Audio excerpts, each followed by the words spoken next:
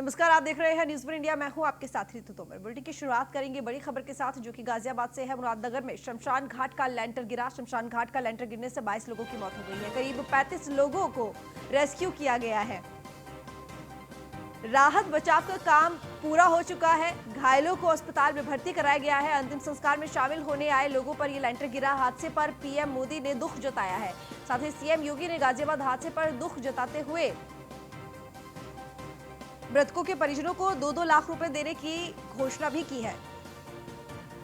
मुरादनगर में शमशान घाट का ये लेंटर गिरा और इस बड़े हादसे में कई लोगों की मौत हो गई है। लगभग 22 लोग बताए जा रहे हैं जिनकी मौत लेंटर गिरने की वजह से हुई। कई लोग घायल भी हुए हैं जिनका इलाज चल रहा है, अस्पताल में भर्ती हैं। राहत बचाव का कार्य पूरा कर लिया गया है। तो शमशान घाट में अंतिम संस्कार के लिए ये तमाम लोग मौजूद थे और उस वक्त बारिश भी हो रही थी और बारिश की वजह से ही नींव में पानी चला गया और निर्माण कार्य चल ही रहा था, पूरा भी नहीं हुआ था और तभी ये लेंटर गिर गया और सभी लोग लेंटर के नीचे ही मौजूद थे क्योंकि बारिश थी। तो ऐसे में 22 लोगों की मौत लेंटर में दबने की वजह से और साथ ही कई लोग घायल भी हुए। तो पीएम मोदी ने इस घटना पर दुख व्यक्त किया है। साथ ही सीएम योगी आदित्यनाथ ने दुख व्यक्त करते हुए जांच के आदेश भी दिए हैं और मृतकों के परिजनों को 2-2 लाख रुपए देने का ऐलान भी किया है।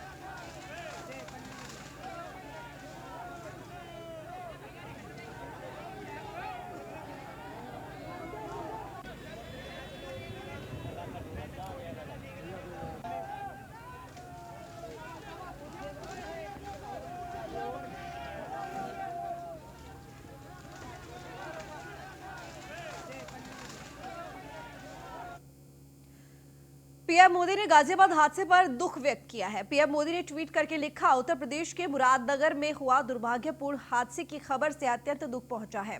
राज्य सरकार राहत और बचाव कार्य में तत्परता से जुटी हुई है। इस दुर्घटना में जान गंवाने वालों के परिजनों के प्रति संवेदना प्रकट करता हूं। साथ ही घायलों के शीघ्र स्वस्थ होने की कामना करता हूं। तो पीएम नरेंद्र मोदी ने इस हादसे पर दुख व्यक्त करते हुए ट्वीट किया।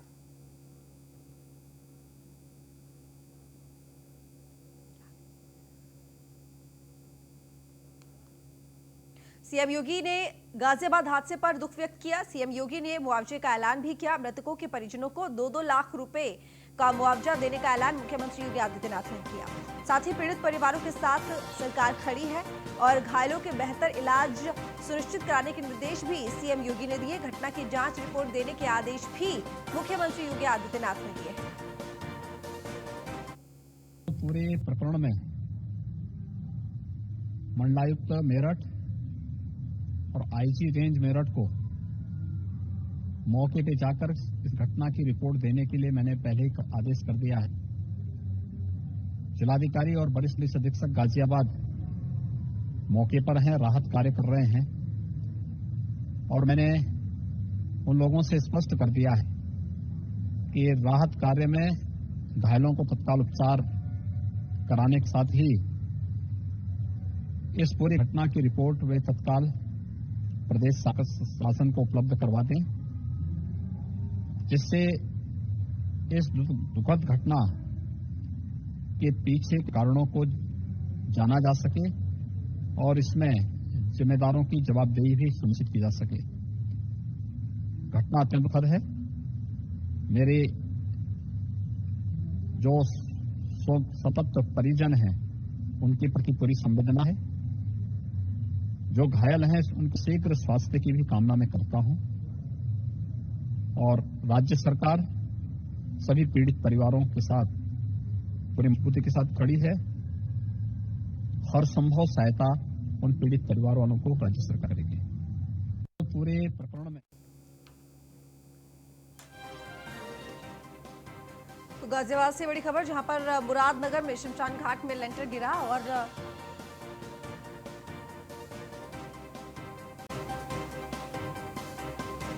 तो हमारे साथ इस वक्त हमारे संवाददाता गौरव जुड़े हुए हैं, लेकिन उनसे अब उनके पास रुख करने से पहले सुरेंद्र राजपूत कांग्रेस नेता इस वक्त हमारे साथ जुड़े हुए हैं। स्वागत है आपको न्यूज़ वन इंडिया पर सुरेंद्र जी। सुरेंद्र जी, आप तक मेरी आवाज पहुंच रही है?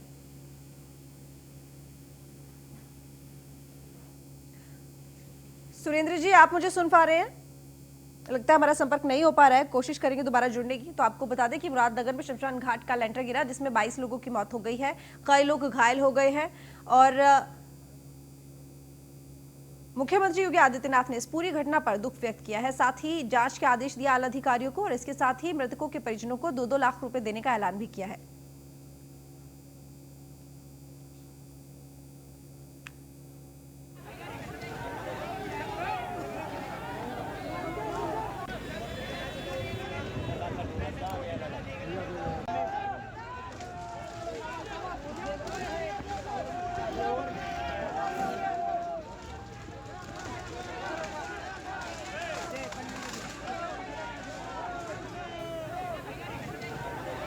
तो करीब 35 लोगों को इस घटना में रेस्क्यू किया गया। तो शमशान घाट में अंतिम संस्कार में पहुंचे थे ये तमाम लोग। बारिश हो रही थी और सभी लेंटर के नीचे थे, तभी ये लेंटर गिर पड़ा और इस हादसे में 22 लोगों की मौत हो गई। करीब 35 लोगों को रेस्क्यू किया गया। तो अंतिम संस्कार में शामिल होने के लिए सभी पहुंचे थे।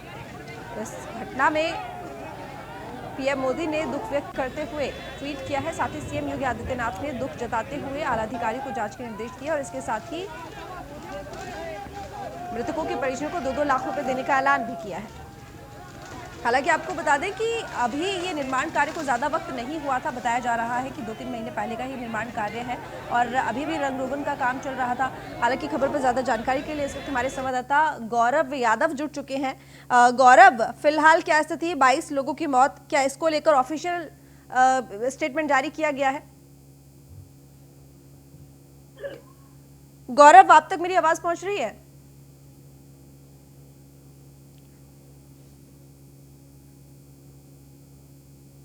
गौरव, आप मुझे सुन पा रहे हैं?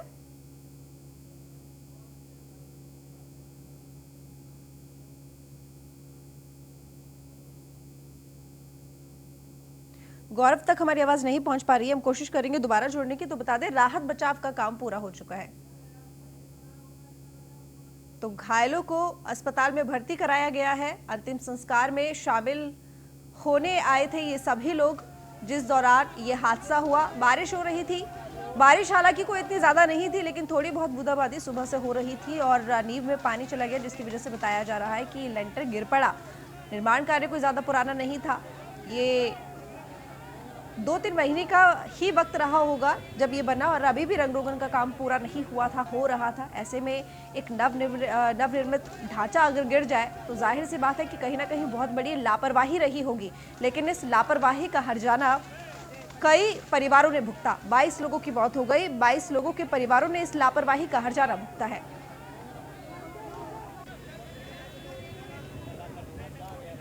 तो इस वक्त की बड़ी खबर आपको बता दें कि 22 जो अब तक का आंकड़ा था, अब वो बढ़कर 23 हो चुका है। 23 लोगों की मौत लेंटर गिरने की वजह से हो गई है। तो मुरादनगर के शमशान घाट में जहां यह हादसा हुआ, लेंटर गिरा, 23 लोगों की मौत हो चुकी है। ये मौत का आंकड़ा लगातार बढ़ता जा रहा है। शुरुआत हुई 5 से, जब शुरू में आंकड़ा आया तो ये कहा गया था कि 5 लोगों की मौत हुई। राहत बचाव का काम लगातार जारी था। 5 से 8 हुआ, 8 से 10 हुआ और अब ये आंकड़ा 23 पर पहुंच गया है और ये आंकड़ा बढ़ भी सकता है। गौरव यादव हमारे संवाददाता हमारे साथ जुड़े हुए। गौरव, मौत के आंकड़े की बात करें तो लगातार बढ़ता जा रहा है। ये गिनती अब 23 पर पहुंच चुकी है। तो यदि बात करें, जिस समय लोग वहां पर गए थे, लगभग 38 से 40 लोग ऐसे थे जो उस मलबे के नीचे दब गए थे, जिनमें से 14 लोगों की मौके पर ही मौत हो गई थी। फिर बाकी जो लोग थे वो सीरियस थे, गंभीर हालत बनी हुई थी और केवल 5 से 6 लोग ऐसे थे जिन्हें कई जगह फ्रैक्चर था, बट उनकी जान पर बनने की नामुमकिन था, जान से खतरे से बाहर थे। और सबसे बड़ी चीज ये है कि इसी वजह से जो आंकड़ा है, जैसे जैसे समय बीतता जा रहा है वो आंकड़ा बढ़ता जा रहा है। अब तक 23 लोगों की मौत की पुष्टि हो चुकी है और लोगों की हालत गंभीर बनी हुई है और वहीं 6 से 7 ऐसे लोग हैं जिनको कई जगह फ्रैक्चर आया है। उनकी हालत गंभीर तो नहीं है, यानी कि गौरव ये आंकड़ा बढ़ भी सकता है अभी भी। गौरव ये आंकड़ा जी बिल्कुल, जिस तरीके से घटना एक के बाद जो लोग हैं वो गंभीर बने हुए हैं, हालत ज्यादा खराब बताई जा रही है, तो उसको देखते हुए आंकड़ा बढ़ने की आशंका जताई जा सकती है। लेकिन डॉक्टर लगातार इलाज कर रहे हैं, लगातार रेस्क्यू कर रहे हैं कि लोग सही हो जाएं और उन्हें जल्द से जल्द उनके घर भेजा जा सके। जी चलिए गौरव, नजर बनाए रखिएगा। बहुत शुक्रिया तमाम जानकारी के लिए। लखनऊ से खबर है, जहां पर आज हुई यूपी बीजेपी की महत्वपूर्ण बैठक। पार्टी मुख्यालय में बीजेपी की ये महत्वपूर्ण बैठक हुई है। पंचायत चुनाव के साथ ही 2021 को लेकर लक्ष्य तय किया गया। 2022 में होने वाले यूपी विधानसभा चुनाव की रणनीति पर भी चर्चा हुई। तो योगी सरकार की उपलब्धियों को जन जन तक पहुंचाएगी बीजेपी। यूपी बीजेपी में महामंत्रियों में काम का बंटवारा किया गया। प्रदेश अध्यक्ष स्वतंत्र देव सिंह ने कार्यक्षेत्र में बंटवारा किया है। अमरपाल अवर क्षेत्र, अरूप गुप्ता गोरखपुर, सुब्रत पाठक काशी, प्रियंका रावत को कानपुर, बुंदेलखंड, अश्विनी त्यागी ब्रज क्षेत्र और गोविंद मुख्यालय प्रभारी जेपीएस चौहान पश्चिमी क्षेत्र की जिम्मेदारी इन्हें सौंपी गई है।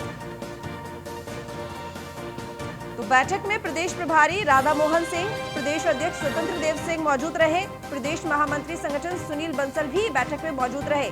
तो बीजेपी का मिशन 2022 और साथ ही जो पंचायत चुनाव अब उत्तर प्रदेश में होने वाले हैं, इनको लेकर बैठक में चर्चा की गई, रणनीति तय गई और इसी के हिसाब से कार्यक्षेत्र बांटे गए नेताओं को। तो बैठक में प्रदेश प्रभारी राधा मोहन सिंह और साथ ही प्रदेश अध्यक्ष भी स्वतंत्र देव सिंह मौजूद रहे।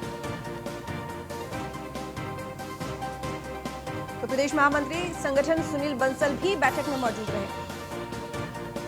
एसके वाजपेयी हमारे संवाददाता इस वक्त जुड़े हुए ज्यादा जानकारी के साथ। एसके, आज बैठक हुई है और बैठक में क्या कुछ चर्चा हुई?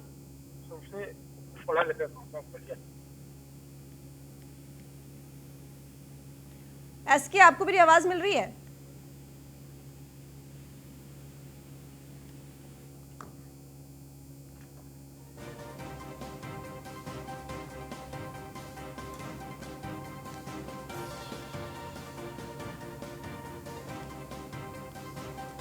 लगता है हमारा संपर्क नहीं हो पा रहा है, कुछ तकनीकी दिक्कतें हैं। कोशिश की जाएगी सुधारने की और दोबारा कोशिश की जाएगी संपर्क साधने की। तो आपको बता दें कि आज यूपी बीजेपी की महत्वपूर्ण बैठक हुई है लखनऊ में। पार्टी मुख्यालय में बीजेपी की ये महत्वपूर्ण बैठक हुई और साथ ही पंचायत चुनाव के साथ 2021 को लेकर लक्ष्य तय किया गया और जिस तरह से 2022 में यूपी में विधानसभा चुनाव है, उनको लेकर भी रणनीति पर चर्चा हुई। तो योगी सरकार की उपलब्धियों को जन जन तक पहुंचाने का काम करेगी बीजेपी। साथ ही यूपी बीजेपी में महामंत्रियों में काम का बंटवारा हुआ। प्रदेश अध्यक्ष स्वतंत्र देव सिंह ने कार्यक्षेत्र में ये बंटवारा किया है। तो आपको बता दें कि अमरपाल अवध क्षेत्र का प्रभारी बनाए गए हैं। अरूप गुप्ता की बात करें तो गोरखपुर, सुब्रत पाठक काशी, प्रियंका रावत कानपुर और बुंदेलखंड, अश्विनी त्यागी ब्रज क्षेत्र, गोविंद मुख्यालय प्रभारी जेपीएस चौहान बनाए गए हैं। बैठक में प्रदेश प्रभारी राधा मोहन सिंह भी मौजूद रहे और साथ ही प्रदेश अध्यक्ष स्वतंत्र देव सिंह भी मौजूद रहे और संगठन मंत्री सुनील बंसल भी इस बैठक का हिस्सा रहे।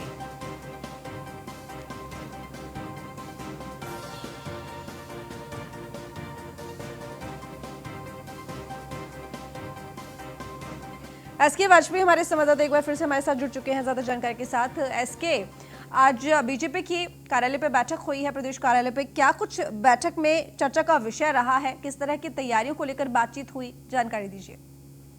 बिल्कुल, आज यूपी बीजेपी की प्रदेश कार्यकारिणी की महत्वपूर्ण बैठक थी, क्योंकि 2021 की ये पहली बैठक थी। तो 2021 में किस तरीके से पार्टी काम करेगी, क्या पार्टी के कार्यक्रम होंगे, उनकी रणनीति कैसे होगी, इन विषयों को लेकर चर्चा हुई। खासतौर पर 2022 के विधानसभा चुनाव को लेकर यूपी बीजेपी किस तरीके से अपनी रणनीति को अंजाम देगी, इस विषयों पर भी चर्चा हुई। चूंकि अभी कुछ दिनों में ही उत्तर प्रदेश में ग्राम पंचायत के चुनाव होने हैं, जो कहीं न कहीं 2022 का जस्ट है। तो पार्टी किस रणनीति के तहत जाएगी, कैसे संगठन स्तर पर मजबूती के साथ पार्टी मैदान में उतरे, इन विषयों को लेकर चर्चा हुई। जिस बैठक में उत्तर प्रदेश से यूपी बीजेपी के प्रभारी राधा मोहन सिंह, उसके अलावा बीजेपी प्रदेश अध्यक्ष स्वतंत्र देव सिंह और प्रदेश संगठन महामंत्री सुनील बंसल इस बैठक में मौजूद थे और प्रदेश के सभी महामंत्री भी इस बैठक में मौजूद थे। तो कहीं न कहीं स्वतंत्र देव सिंह ने संगठन स्तर पर पार्टी को मजबूती देने के लिए साथ ही साथ योगी और मोदी सरकार की जो योजनाएं हैं उनको जन जन तक पहुंचाकर पंचायत चुनाव, उसके बाद 2022 के इलेक्शन में मैदान में उतरने का निर्देश पदाधिकारियों को दिया है, जिसमें जो पार्टी के महामंत्री हैं उनकी जिम्मेदारियों को भी बांटा गया है। और बीजेपी के जो अलग अलग क्षेत्र हैं, जिसमें ब्रज, कानपुर, बुंदेलखंड, उसके अलावा पश्चिमी गोरखपुर और खास के क्षेत्रों के प्रभारी भी नियुक्त किए हैं, जिसमें प्रदेश महामंत्रियों को जिम्मेदारी दी गई। तो कहीं न कोशिश यही है कि 2022 से पहले को इस तरह से मजबूत किया जाए, पक्षियों को एक वाजिब जवाब बूथ स्तर पर अपने संगठनात्मक ढांचे के तहत दे सके। जी, बहुत शुक्रिया आपका तमाम जानकारी के लिए। इसके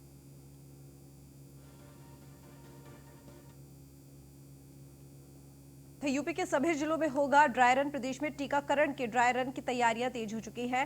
अपर मुख्य सचिव स्वास्थ्य ने सभी डीएम और कमिश्नर को पत्र लिखा है। यूपी के प्रत्येक जिले में 6-6 स्थानों पर टीकाकरण का पूर्वाभ्यास किया जाएगा। यूपी के सभी 75 जिलों को ड्राई रन को लेकर दिशा निर्देश भी जारी है। प्रत्येक जिले में 3 शहरी और 3 ग्रामीण क्षेत्रों में ड्राई रन होगा। यूपी में पहले चरण के दौरान 9 लाख स्वास्थ्य कर्मियों के टीकाकरण का लक्ष्य रखा गया है। आज लखनऊ के 5 अस्पतालों में ड्राई रन को परखा गया। सुबह 10 बजे से ये ड्राई रन शुरू होगा और 9:15 तक टीम को पहुंचने का निर्देश भी दिया गया है।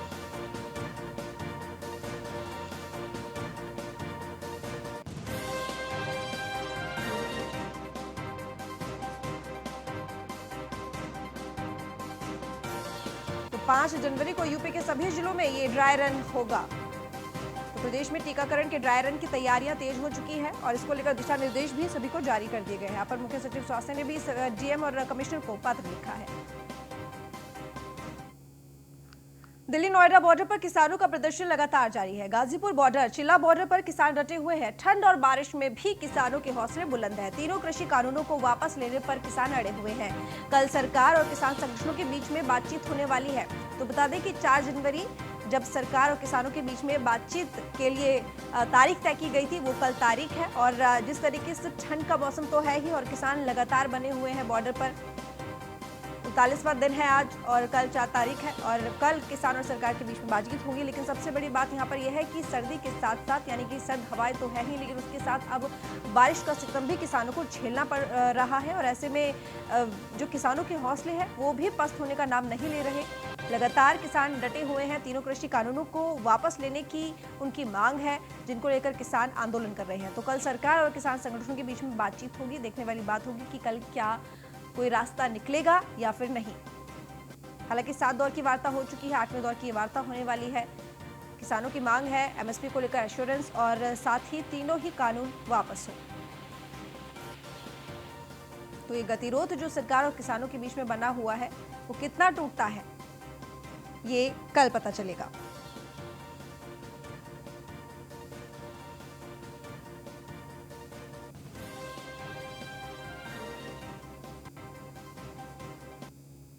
जौनपुर से खबर, जहां पर न्यूज वन इंडिया के जिला कार्यालय का उद्घाटन राज्य मंत्री गिरीश चंद्र यादव ने किया। इस दौरान जिला पंचायत अध्यक्ष राज बहादुर यादव भी मौजूद रहे। उद्घाटन कार्यक्रम के दौरान मशहूर गायक आशीष पाठक अमृत ने देवी गीतों से सभी लोगों का दिल जीत लिया। को बहुत बहुत बधाई हूं आज के इस उद्घाटन के अवसर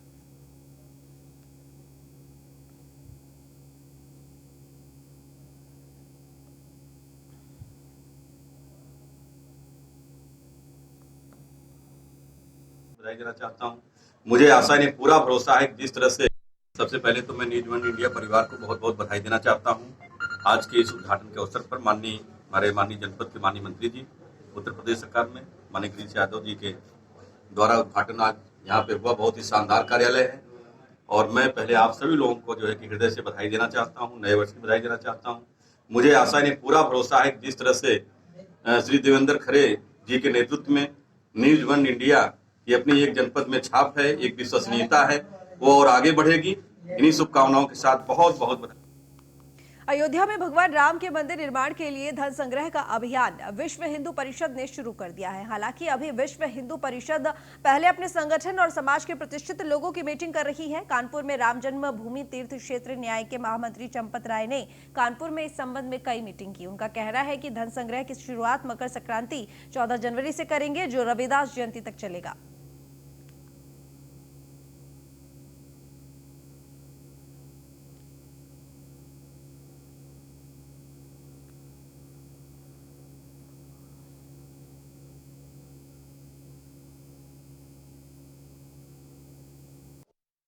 ये मंदिर भगवान का घर है और भगवान का घर निर्माण करने में गिलहरी के सहयोग के रूप में प्रत्येक नागरिक का सहयोग हो। गरीब से गरीब, अमीर से अमीर, गांव शहर, पढ़ा लिखा निरक्षर मजदूरी करता है।